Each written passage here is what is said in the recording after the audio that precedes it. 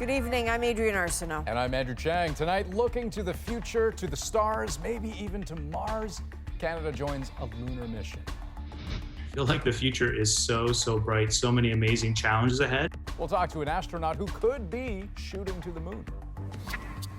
Also tonight, COVID's other victims. Just for one night, we just need an ICU bed for one night. The real-life consequences of hospital overcrowding. And putting good intentions into action. It's been the biggest challenge I think either one of us has ever faced. But at the same time, it's worthy. It's a worthy challenge to fight. Street-level kindness in the cause of hope. This is The National.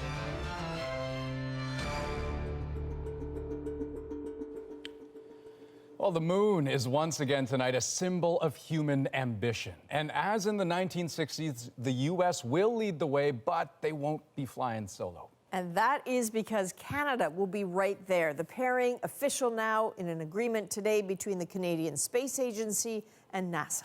Canada and the U.S. are joining forces as part of the Artemis program, a series of missions to take humans back to the moon, even to potentially stay there for a week, and then ultimately to strike out even further into space. It's still a few years away, but as Salima Shibji explains, it all begins today with a leading role for Canada. Hard to believe it's been more than 50 years since this excitement, that historic step. It's one small step for man. And these up-close views that change the world. Now the United States is heading back with new crew-led lunar missions, and today, confirmation Canada will be on board. A Canadian Space Agency astronaut will be part of Artemis 2. This will make Canada only the second country after the US to have an astronaut in deep space. In deep space, although not on the lunar surface. Artemis 2 is a flyby mission that will orbit the moon for about 10 days, setting the stage for a future landing. Fire. The launch isn't until 2023, plenty of time to figure out which Canadian astronaut will get the nod from a roster of 4 who insist there is no competition. You have to understand the spirit among the astronaut corps is one of utter collaboration. Only giddy excitement. The International Corps here in Houston is over the moon excited. I feel like the future is so bright, so many amazing challenges ahead. It means that Canada and Canadians will be there to help facilitate all of that new science. Like mapping out the rocky surface and studying its water ice, done from a future lab and orbit station around the moon, the Lunar Gateway. A Canadian astronaut will be sent there too one day, and this country will supply its robotic arm like it did for the much larger International Space Station. Our investment in Canadarm3 alone is expected to contribute $135 million annually to Canada's GDP, gross domestic product. And add hundreds of jobs. Canada firmly in the next phase of exploration to travel the fastest and farthest humans have ever gone, deep into space. Salima Shibji, CBC News, Ottawa. And speaking of which, here's Joshua Kutryk joining us, Canadian astronaut joining us from Houston. And hello, sir. I understand you have a 1 in 4 chance of flying to the moon. I don't know about that, but thank you for having me on the program. It's great to be talking to you. Well, you tell me, unless you know the odds to be any different. I mean, today's an exciting day. So we have announced that a Canadian will be headed to the moon in 2023. It's a remarkable announcement. It's something, even listening to your program here, that still sends shivers up my spine. On a personal level, that's very exciting. I've been passionate about space my entire life, of course, but I think the bigger story is probably what this means for Canada. It's a significant mission that we're talking about. It'll be the first time humans have gone to the moon since 1972. It'll be the first time any human being outside of an American citizen goes into deep space. And the fact that we now know that's going to be a Canadian just speaks remarkably about the strength of our space program, about the strength of our astronaut corps. And so can you tell me, I mean, behind the scenes, what kind of preparations are underway, even for you, just to prepare for the possibility of going to the moon? Yeah, I mean, NASA and its international partners are all hands on deck preparing for what promises to be a very exciting next couple of years. So in the 2020s, We're going to see a lot of action in and around the moon. Canada is very involved with that. We've signed on to what's being called the Gateway Treaty. So we're going to help construct through our robotics technology contributions, the Gateway Space Station around the moon. This is a robotic system that will build the station and then operate it. And from there, we're going to be involved in the sustainable exploration of the moon. The Artemis II mission that we're talking about today is sort of the very first step in all of that. But needless to say, there's a lot of preparation underway from designing, testing, building the new hardware, the new technologies, and just coming up with the new mission architectures that are going to be necessary to make this all happen. Well, clearly a gateway to possibilities. Joshua Kutryk, we wish you all the best, and I hope to have another chance to speak with you soon. Thank you so much. Always a pleasure. Thank you. To Canada's COVID story now, where hospitals are in a kind of pandemic vice. The influx of the infected seemingly infinite, the space for them very finite and rapidly running out. The number of COVID patients in Canada is at record levels. Hospitalizations in the second wave have surpassed the first and continue to get worse. But there's a key difference. In the first wave, Ontario and Quebec accounted for most of those patients. This time, those two provinces, plus Alberta, BC, Manitoba, and Saskatchewan, are all facing a similar threat. And tonight, you'll see how that is already having a widespread impact. Ontario has reached the in case of emergency break glass moment. The province has ordered hospitals to activate their COVID emergency plans. Ellen Morrow explains the possible ripple effects for people already waiting for care. I had thought perhaps surgery was going to be before the holidays, and now I'm being told maybe the first week of January. Janet Carlisle is in a difficult waiting game, diagnosed with cancer, unable to get a date for surgery. There's a piece there like, what if it's spreading? What if something's, what if they don't get it right away? What if something else were to grow? As the pandemic worsens, Carlisle isn't alone. My patients are now waiting months for necessary MRIs. They're waiting months to years now to see specialists because of the backlog. CBC News obtained this memo from Ontario Health yesterday, calling on hospitals in lockdown and red zones to ensure surge capacity for COVID patients. The province trying to strike a tricky balance, treat more COVID cases, but avoid the widespread cancellation of other procedures seen in the first wave. I'm still optimistic that we can stop short of that catastrophic scenario. But that hope is being challenged by ever-growing numbers of hospitalizations. We don't have space to actually see patients, and all emerge docs and frontline workers, from nurses to support workers, are pretty much working overtime and just doing the best we can. Normally a time of celebration, this year it's one of fear that the holidays will bring a further COVID spike. Toronto's mayor today begging Torontonians to stay home, imploring the province to expand the lockdown zone. People are finding it too easy to move back and forth and do things we're discouraging them from doing. If case counts don't decrease, for Carlisle, that could mean further delays for a surgery she desperately needs. And it's stressful. So waiting and anticipating, it's very much a mind game. Her hope for 2021 to once again be able to take her beloved Huskies on a long walk. Ellen Morrow, CBC News, Toronto. Well, turning to Saskatchewan now, where there seem to be two trends happening at once. Declining daily case counts, but with an overloaded hospital system. Saskatchewan recorded 169 new cases today, its lowest number in weeks, but hospitalizations are unchanged at 124, with ICUs at almost record capacity. Bonnie Allen looks at that disconnect and how mixed messaging might be playing into it.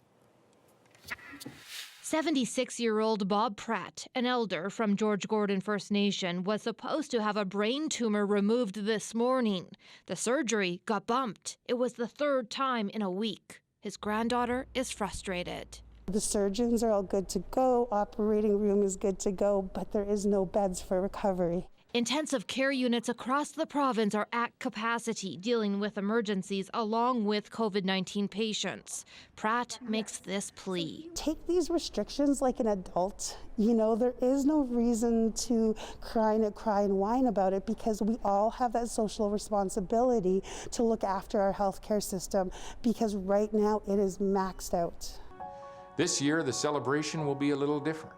And new rules take effect midnight tonight. Private indoor gatherings are restricted to immediate household members only. I'm sad that we can't be together for Christmas, but I do think we have to do something. It means I can't have my grandchildren over, which sucks. But there's a loophole. Restaurants remain open, allowing tables of 4. Would not able me to have my daughter over for Christmas dinner, because she doesn't live with us in our household. But I could meet her at a restaurant, and have a meal. I just don't see the rationale and the logic behind that. The worst case scenario is people actually not following the orders. The province says it's been able to trace about half of all infections, and it does not believe eating inside restaurants is a major source of transmission. This restaurant owner would prefer a mandatory shutdown with financial assistance. The demand is way low, and our seating capacity is also way low. Just for one night, we just need an ICU bed for one night. Jana Pratt hopes her grandfather's brain surgery, now scheduled for next week, isn't delayed again. Bonnie Allen, CBC News, Regina. There has been a significant drop in cancer diagnoses across the country, but doctors don't think that's good news. The fear is that because of the pandemic, early cases of cancer are being missed. And as H.O.P.E shows us, cancer care is suffering too.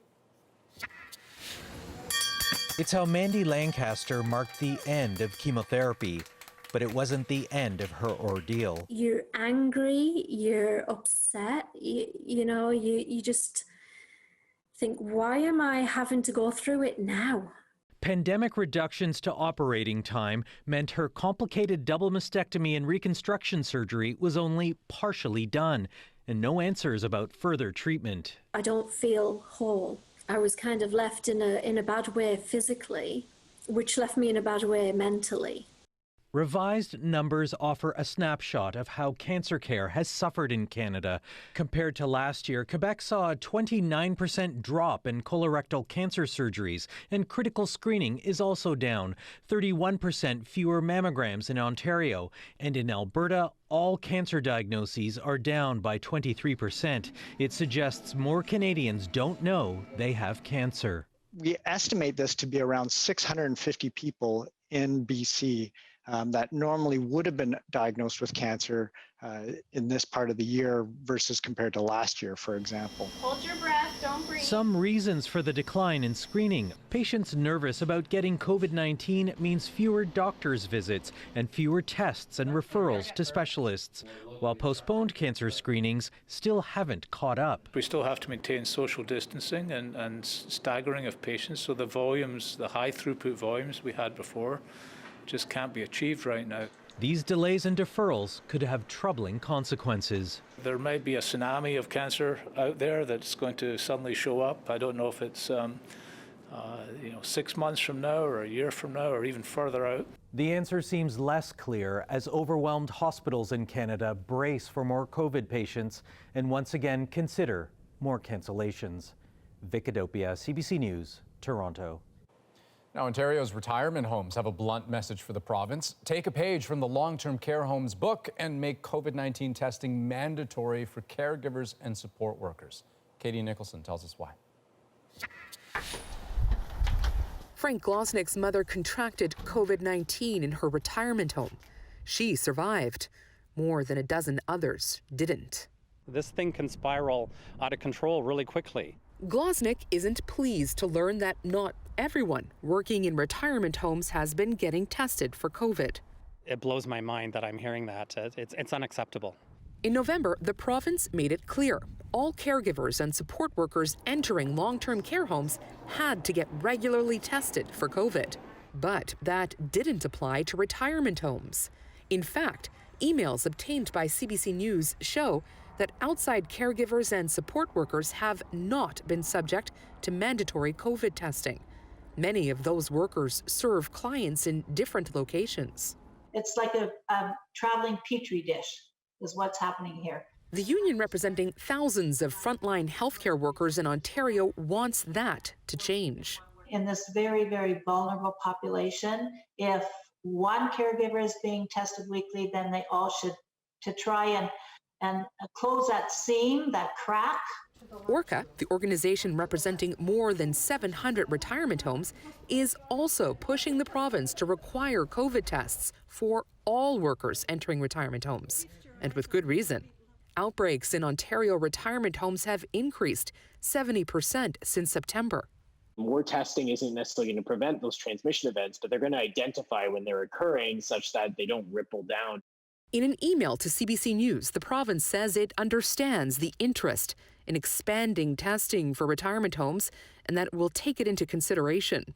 I don't think that one person should get tested and another person shouldn't. It should be uniform. For Frank Glosnick, it's no longer time for consideration.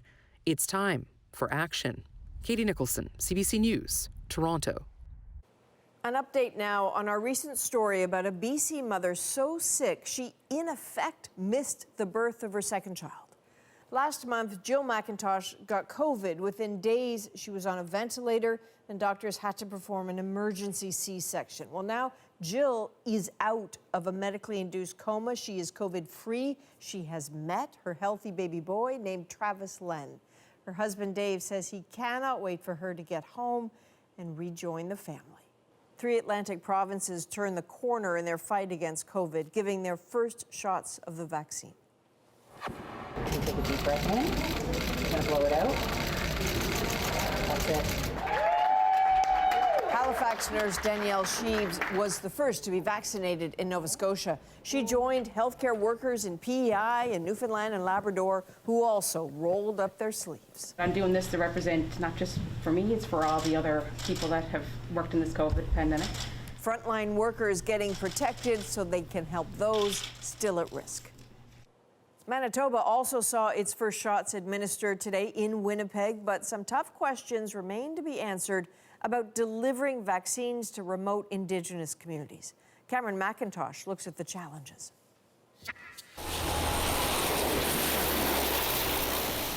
With the military on the ground as COVID cases climb, Shamattawa is about as bad as it gets anywhere in Canada right now. But don't count on Manitoba's vaccines coming here first. We're going to try to get those vaccines out as quick as possible. But Regional Chief Jerry Daniels says when it comes to distributing jabs, science, logistics, and politics are all at play. The future will tell us what's going on here with the way that the province has allocated it. Across the country, Moderna vaccines are being earmarked for northern and remote communities. Easier to transport because they require less cooling. That's where you get into the sticky details. The Public Health Agency of Canada says because life expectancies are lower, Indigenous leaders are looking at specific qualifying criteria.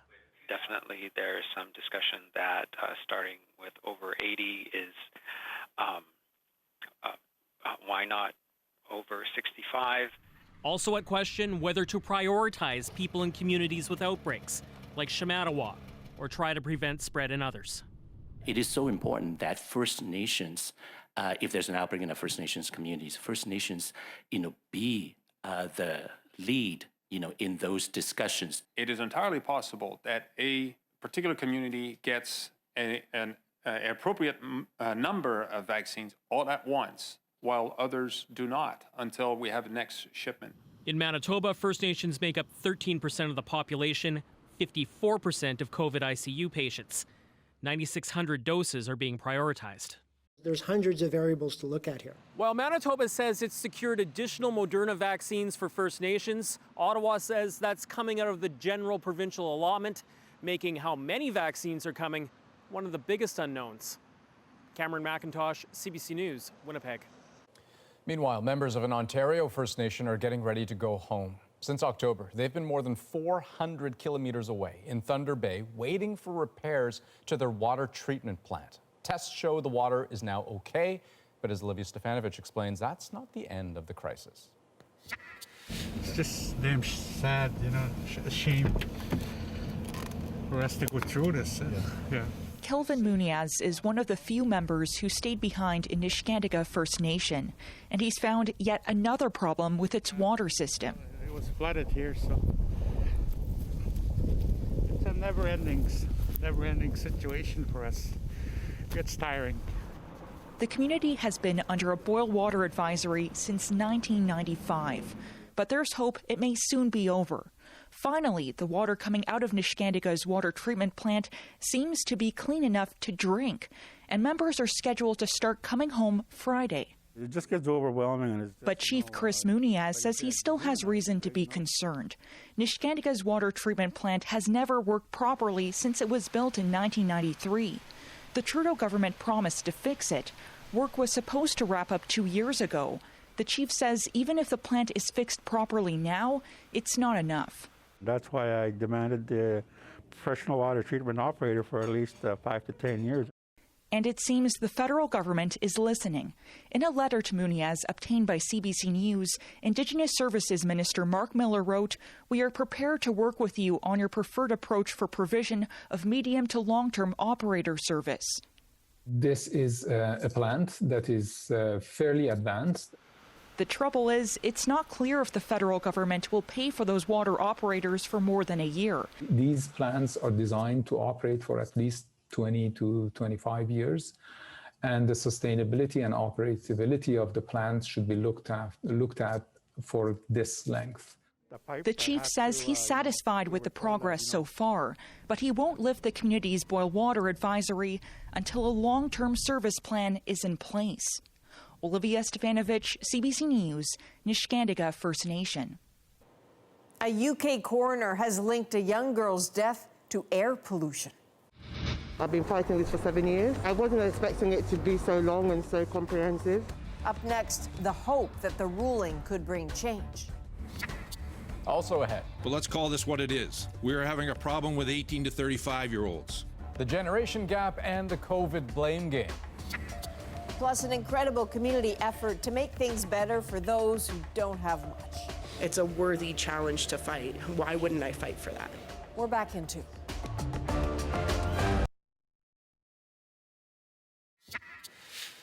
Welcome back. Rescuers have ended the search for 5 fishermen who went missing yesterday near Digby, Nova Scotia. A relentless rescue operation lasted 36 hours, and last night, 1 body was recovered. The 6 men on board the scallop fishing boat from the top left, Captain Charles Roberts, Gino Francis, Dan Forbes, Aaron Cogswell, Michael Drake, and Leonard Gabriel. Gabriel, who is the father of 12 children, had been a fisherman for more than 30 years. His girlfriend spoke to CBC News today. Just stressed out, crying. This is a sweater. It's his sweater. Yeah, and it's that. Why are you wearing them? To remember him. The RCMP will continue a ground search. Now, another search has been called off tonight, this one off the coast of California. Master sailor Dwayne Earl from Winnipeg is believed to have accidentally fallen overboard early Monday. The Canadian Armed Forces says it will conduct an investigation. There was a history-making decision today in the UK. A 9-year-old girl from London, Ella Kisa-Deborah, died 7 years ago, but now a coroner's inquest says excessive air pollution was a cause of her death. And as Farah Morelli tells us, that could push governments to act when it comes to tackling air quality. This is rush hour at South Circular Road, one of London's busiest roadways. It's so congested, even police cars struggle to weave their way through the tangle of traffic. Just 25 meters away, the streets which Ella Kisa-Deborah called home. In 2010, Ella was diagnosed with severe asthma. She was hospitalized 27 times. After an asthma attack in 2013, she died in hospital at age 9. Today, a victory for her mother. A coroner's inquest found that air pollution made a material contribution to her daughter's death. I've been fighting this for 7 years, and yeah, I wasn't expecting it to be so long and so comprehensive. The cause of Ella's death was originally ruled as only acute respiratory failure. But new evidence emerged about excessively high pollution levels in Ella's neighborhood, which prompted the new inquest. This is ground-changing in my opinion. That evidence came from this researcher. If only she knew, or her mother knew, that she was exposed to what turned out to be illegal levels of air pollution, then at least they would have had a choice of what to do. Those illegal pollution levels, nitrogen dioxide and particulate matter, in excess of guidelines from the WHO. When you acknowledge that people are actually dying of air pollution and not just statistical or based on population studies, then really it becomes overwhelmingly required for the government to take the urgent action. A message that was echoed by Ella's mother. We've got the justice for her, which she so deserved, but also it's about other children still as we walk around our city. It's those children that Rosamond Kesey-Deborah hopes governments will consider as it looks at how to drive down emissions in this city. Farah Morali, CBC News, London. Next on The National, Nova Scotia's COVID generation gap. We've been told that we're being irresponsible, but when you look out here, we're all out in masks, we're all distanced. Tension in Nova Scotia post-bubble. Plus, This is human. This is what humanity should be. A couple you just have to meet. We're back right after this. But at the same time,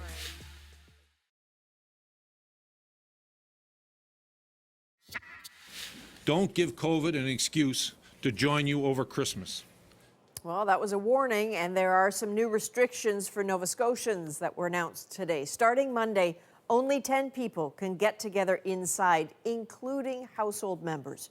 Restaurants must stop serving by 10 p.m. They have to close by 11, and retailers have to reduce staff and customers in stores. Even before the Atlantic bubble deflated, young people returning to Nova Scotia happily accepted a mandatory 2-week quarantine, but some are now having some second thoughts, daunted by the challenge of getting home and being shamed for doing so. Tom Murphy explains.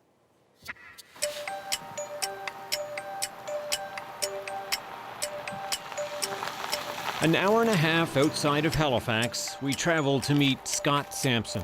Far away from his family and friends, he's not allowed to leave this property, and we're not supposed to go on it. So we play it safe, keep our distance.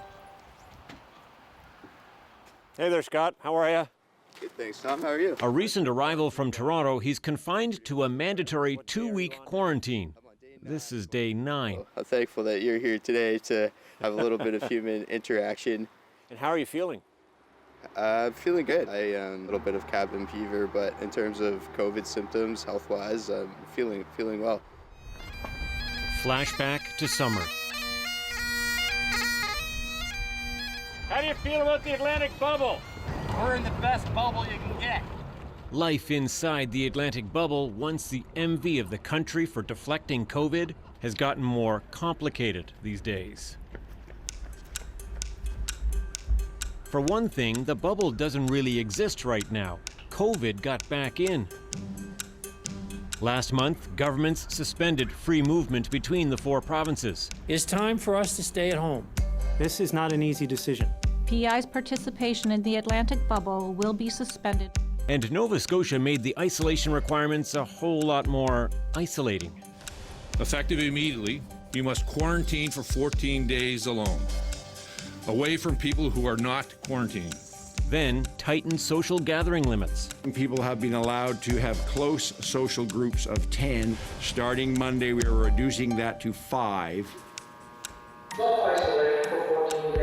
The shifting directives caused angst for those who had prepared to play by the old rule book. When was the right time to come? Would a trip here be worth it? There are the daily online forms to fill out, reassuring government you're playing by the rules, and the monotony of trying to amuse oneself in quarantine. So I wanted to show off my home gym. There it is. Perfect. And for some, the biggest hurdle of all, the guilt about coming from a highly infectious region to one that has successfully kept a lid on this pandemic. For many of the people we talked to for this story, the alternative was being completely alone for the holidays. But in the end, they wouldn't be interviewed for fear of being shamed. I think there is a little bit of a stigma because there are so many cases in Ontario that there's that uncertainty of whether or not I did accidentally bring COVID with me to Nova Scotia. Should people be feeling guilty, do you think? I mean, is that sense of guilt a real thing among people? Some people would see it as a little controversial to be traveling for reasons that aren't necessarily essential. Do you want to try opening your window there? When last we left him in September, Brenda Chastelane, a St. Mary's University student from Ontario, was able to quarantine in the same apartment with roommates and eventually get on with a pretty normal life inside the bubble. September seems so long ago. Now, social life is almost non-existent. Restaurants and bars are closed. Yeah, actually having some time to study a bit more, so. And if he leaves what's left of the bubble for a Christmas break, his whole household, roommates included, would have to quarantine for 14 days upon his return. Either that or he moves out. I'm definitely concerned about quarantining alone again. I think it can be a very isolating experience. Maybe I'll have to pick up an Airbnb, but in most cases there are huge costs associated with that as well. So I think the whole prospect of quarantining is a bit more challenging right now. If he stays, his campus is all but shut down. Add to that, officials are urging people to not travel to, from, or even around this region this holiday season at all. The shine seems to have come off the bubble. Many of us were relishing those opportunities to be in person, to be able to see friends here and there. And unfortunately, when we saw that increase in cases, we knew that that wasn't going to be possible the same way anymore. But even before the new restrictions came into effect, there was this. But let's call this what it is. We are having a problem with 18 to 35-year-olds. Last month, when COVID cases among this demographic began to spike, the Premier and others scolded, blamed young people for the rise. They are going out when they are feeling sick. They are going out in large groups, and quite frankly, different groups, and are not distancing. They are living as if COVID doesn't exist. COVID shaming is a reality here. It's a thing. Robert Hewish is an associate professor researching the stigma from COVID in Nova Scotia. The idea is that if you want to keep the bubble strong, keep people out of it. Since it was declared that 18 to 35-year-olds were likely the demographic that encouraged that, there's been a lot of really harmful and negative discussion on social media. We're hearing that students who go out in public to go get groceries, or if there's a group of 5, that people are not beyond slowing down their cars, rolling down the window, and yelling some obscenities at them. Sure, there's been a couple house parties, some reckless behavior in 1 or 2 cases, but for the most part, people have followed the rules, they understand the gravity of the situation, and they're doing their best part. So I was just a little worried about it, so I thought I might just come down and get tested just in case. Case in point, when the province called on young people to get a rapid test to try to quell the outbreak, the response was overwhelming. Thousands showed up. Yeah, obviously we've been told that we're being irresponsible, but when you look out here, we're all out in masks, we're all distanced, and we're all getting tested, so.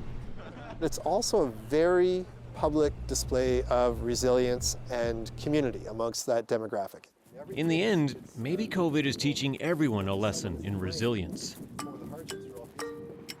Brenda Chastelane has decided to book a flight back to Ontario to visit his family. Yet another quarantine awaits his return. Whatever becomes of the bubble, no one here is under the illusion that this will be anything but a long winter. Tom Murphy, CBC News, Halifax. Well, when the pandemic closed the only warming center in one Ontario town, this couple stepped up. We do it for the people, and it's only money. When we come back, we take you to Hope's Kitchen.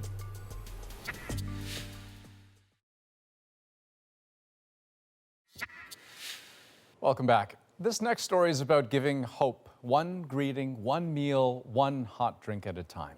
It takes place at a homeless shelter in North Bay, Ontario, set up and run by Katie Valakat and her husband Chris with their own money. And during the pandemic, it's the place known by its clients for its perfect name, Hope's Kitchen. Nick Purdon paid a visit. Do you guys want some more coffee? Anybody? I have a passion for making sure that people are okay.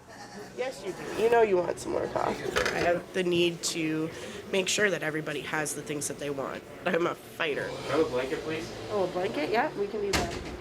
I meet Katie Valakat at this drop-in center in North Bay, Ontario. They were all stacked in the corner over here. Since the pandemic started, Katie has been doing everything she can to help the homeless. I don't want to see anybody suffer. I don't want to see anybody out in the cold. I don't want to see anybody in a terrible spot. And if I could do something small to help that person, I'm going to.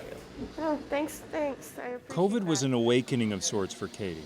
In March, when temperatures here were still way below zero, the city of North Bay closed the only warming center for fear that the virus would spread. Katie found out that homeless people had nowhere to go. It kind of broke our hearts. So what we ended up doing was opening our garage doors. We ran a barbecue out the back door, made sure everybody had a full meal.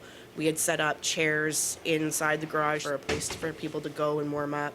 A lot of them didn't know what they were going to do or what was going to happen, much the same way that none of us did, right?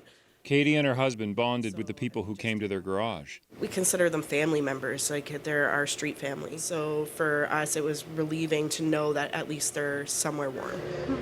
All the love? That night, Katie found her calling. And what she did next is remarkable. With her own money, she rented this building and opened the only 24-hour drop-in center in town. She called it Hope's Kitchen. 20-year-old Josh Furlot comes here almost every day. Josh has been living on the street in North Bay since February. What kind of life is it for you? Currently, it's cold. This morning, I just got told to tear down my tent that was posted up at City Hall. And that kind of sucked because it was going good. Where are you going to go? Not sure yet. What does this place mean to you? This place means a lot to me. It's a place for me and everybody else out here to come, sit, socialize, warm up, get a drink, get a snack. What is it you got there, Josh? Who gave you that? Katie. What is it? It's a donation. It's high visibility, reflective snow pants. Are you happy about those? Oh yeah. I'm stoked. How come? Because they're brand new, still with the tags, and they're all mine. Hope's Kitchen gets some donations from the public, but what you should know is they don't get any financial support from government. Not a cent. And yet Chris Brown, Katie's husband, will tell you there are more and more people coming through their doors looking for help. That's why he's fixing up another part of the building. They need more space.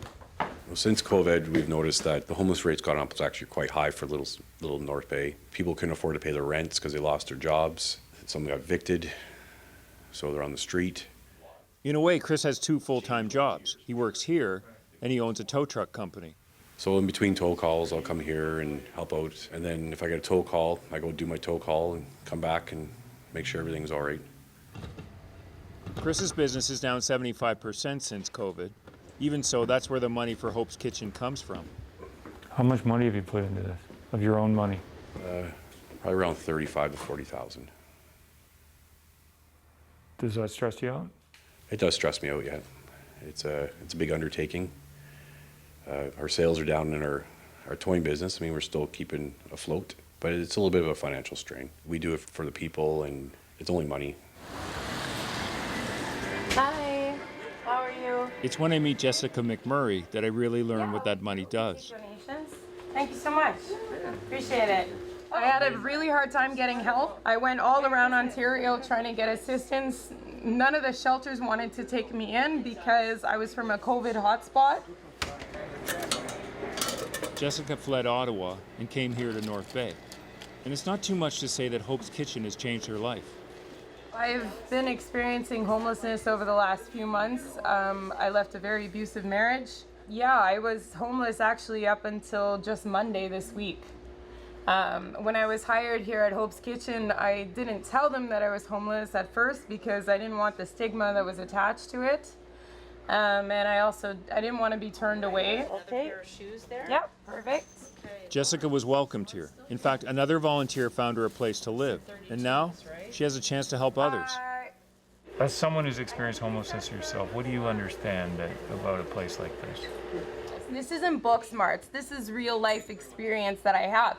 So I can empathize with these people. I don't look at homeless people like a contagious disease that a lot of people in our society does. You know, homelessness is not a contagious disease. So people need to stop treating us like that. That Jessica has the strength to speak up is testament to Katie's work, which never seems to end. Where's the other oven mitt? Never mind, I got it. We're good. In the evening, she and Chris cook dinner for the homeless. Still, even after an 18-hour day, Katie doesn't see Hope's Kitchen as anything out of the ordinary. I don't see it as an incredible act to open our doors and do these kinds of things. I don't. I see it as this is human. This is what humanity should be. Okay, there you go. It was supposed to be community-based and community-focused and focusing on helping one another. What's next on the Katie and Chris have discovered that giving the homeless hope isn't easy, but they're all in. It has been the biggest challenge I think either one of us has ever faced. But at the same time, it's worthy. It's a worthy challenge to fight. I see it when I see people come in and they're eating and they're warm and they're comfortable. It's been incredible. So why wouldn't I fight for that? See you later. Nick Purdon, CBC News, North Bay, Ontario. People are amazing. And of course, the pandemic means so many more people in this country are in need this year. When we come back, the Charities figuring out COVID-safe ways to help.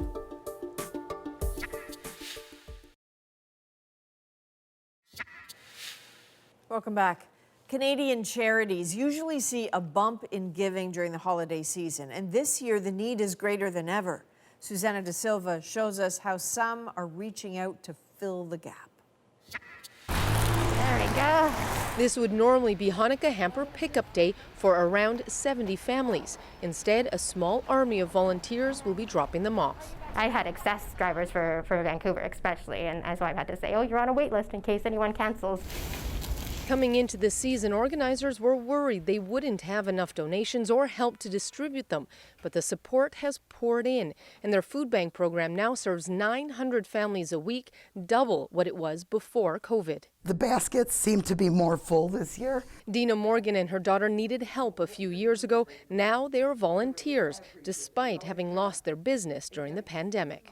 It's nice to be able to have something to look forward to say, hey, we can still give something back. And that isn't the only charity seeing increased support. Canada Helps, which facilitates online donations to charities, says it has seen a 70% increase so far this year. But not every charity is benefiting. There is no tree lighting ceremony, there's no parade. Those are often fundraising opportunities for us. Groups like Surrey's Christmas Bureau, which usually relies on in-person holiday events, has seen fundraising for toys and food drop 20%, and health orders are taking a toll. We quarantine all of our toys for 72 hours before they're put on the shelves. This year, parents can't come in to shop for their child. Instead, high school volunteers are filling wish lists, but with spaced out appointments, it is a struggle to squeeze in the almost 2,000 families in need, many for the first time. You know, those folks have never had to ask for help before, so, you know, we've been very delicate in working with them and reassuring them, you know, this can happen to anybody. It takes about a month to put everything together. But more help is coming. This week, BC health officials gave an exception to drive-through donation events. So in Victoria, floats that were for the Santa Claus parade are out to attract donors. I actually think we're going to be able to do more than we do in a normal year. A sign that when the need is greater, so too is the spirit of giving. Susanna De Silva, CBC News, Vancouver. And next on The National, celebrating Beethoven's 250th birthday. A global ode to joy at the end of a tough year, right after this.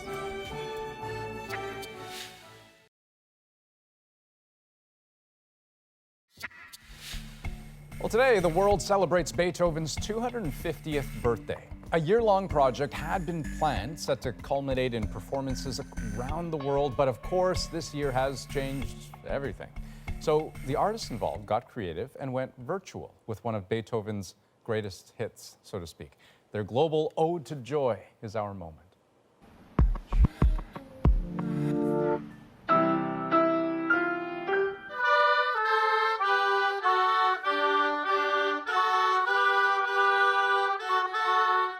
You know what joy for me means? Joy to me is when everything is in balance.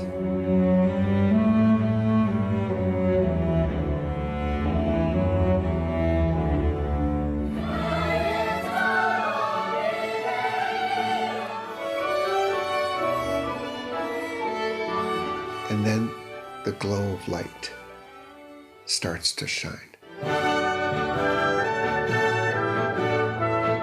That's what happens with life. And Beethoven understood that. That's why his music is still alive 250 years later.